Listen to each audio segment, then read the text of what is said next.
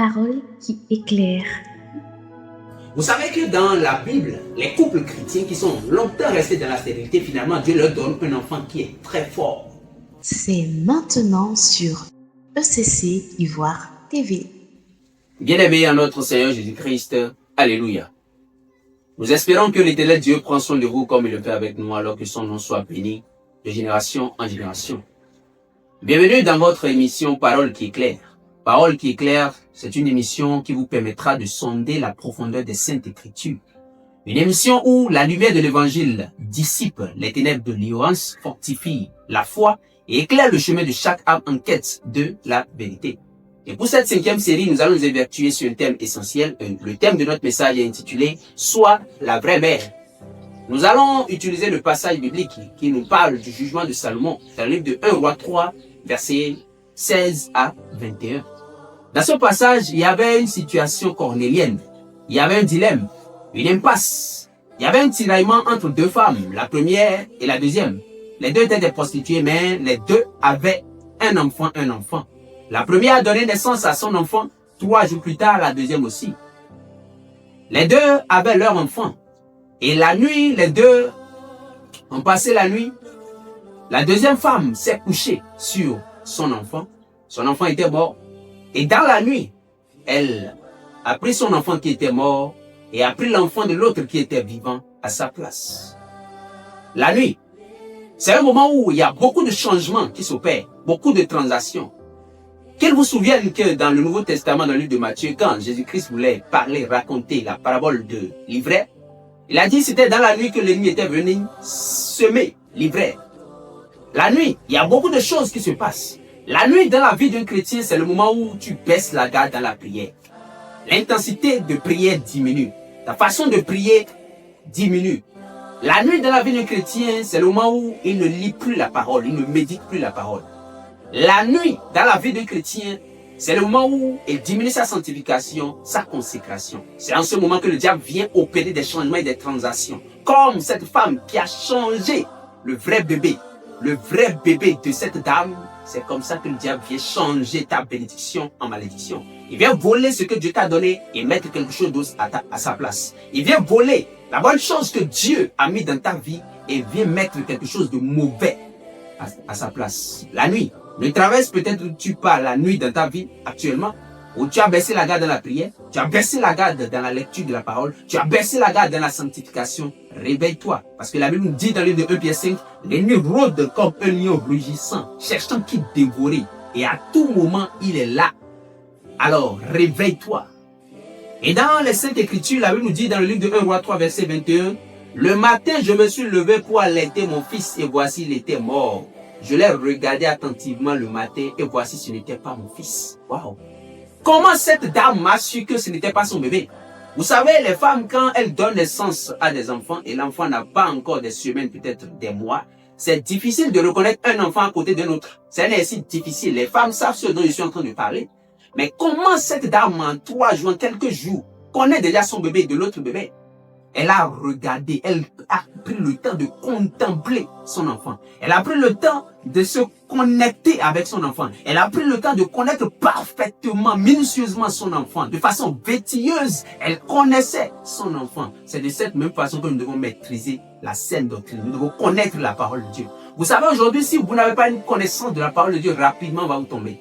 Il y a beaucoup de mercenaires qui sont envoyés dans le monde qui n'ont pas l'évangile. Ou bien qui prêchent l'évangile dilué ou bien l'évangile édulcoré. Moi, ma prédication s'appelle l'évangile. Ce que Paul prêchait, le Christ crucifié. Alors, il y a plusieurs formes d'évangile. Si tu ne maîtrises pas l'évangile, on va te duper. On va te tromper dans la parole de Dieu. Tu dois avoir une maîtrise de la parole de Dieu. Beaucoup de chrétiens aujourd'hui ne veulent pas passer du temps dans le lieu secret pour lire la parole. Ils ne veulent pas avoir la connaissance parfaite des Saintes Écritures. Il y a ce qu'on appelle l'herméneutique là et la science d'interpréter les Saintes Écritures. Pour parler Bible, ce n'est pas seulement l'onction. Non, il y a aussi la connaissance. Je répète. Pour parler Bible, ce n'est pas seulement l'onction. Il y a aussi la connaissance. La connaissance là, ça s'acquiert comment? En lisant. La connaissance, c'est comment? En lisant, en ouvrant, en lisant, en ouvrant, en lisant. L'onction, Dieu te donne. Et en plus de l'onction et de la connaissance, tu peux diffuser la parole de Dieu. Si tu as l'onction, tu n'as pas la connaissance, tu vas faire ce qu'on appelle l'hérésie. En tout temps, tu seras en train de donner des hérésies. Tu vas mal interpréter les tests. Mais quand tu as la connaissance, tu n'as pas l'onction, ta connaissance ne va même pas toucher un seul esprit. Tu vas prêcher, on va dire, waouh, il connaît. Mais tu ne vas toucher aucune mouche. Il te faut les deux. La connaissance et l'onction. Si tu as l'onction, recherche la connaissance. Si tu as la connaissance, recherche l'onction. Les deux pour opérer.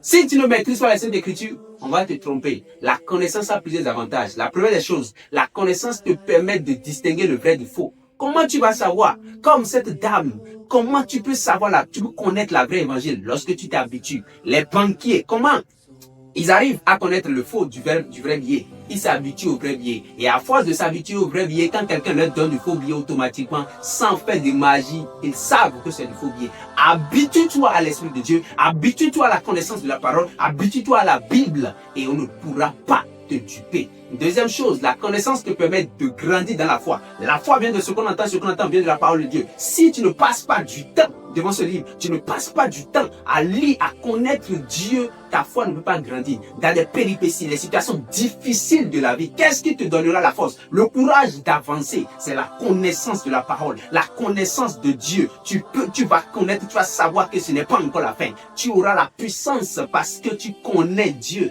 La troisième des choses, la connaissance te protège. La Bible dit dans Jean 8, verset 32, il dit, vous connaîtrez la vérité vous affranchira. La vérité t'affranchit. Ça te libère de l'esclavage. Il y a beaucoup de chrétiens qui sont sous l'esclavage. Ils sont des chrétiens, mais facilement on peut les duper. Ils sont des chrétiens, on peut lui dire, bon, amène ton argent, on va faire telle chose, il met l'argent dedans rapidement là. Oui, on le trompe. Et il dépense son argent dans des choses. Mais quand tu as la connaissance, la personne avant de venir vers toi, lui-même il réfléchit à 1000 fois. Parce qu'il sait celui qui est là. Il connaît celui qui est là. Il sait qu'il a la connaissance de la parole. Il connaît Dieu, donc je ne peux pas le duper. La connaissance te protège. Le diable viendra te tromper. Oui, s'il a dupé. Il a dupé Jésus-Christ. Il a voulu peut-être duper Jésus-Christ. Ce n'est pas toi qui ne vas pas essayer. Il a voulu duper Jésus-Christ dans quoi? La Bible. Vous imaginez quel culot, quelle audace. Le propriétaire du monde, le propriétaire même de la Bible, il a voulu le duper en disant il est écrit. Ah, quel culot. Il est écrit. Vous savez quand on dit il est écrit, la prière n'affronte pas il est écrit. La sanctification ne peut affronter il est écrit. Non, mais qu'est-ce qui affronte il est écrit? C'est il est aussi écrit.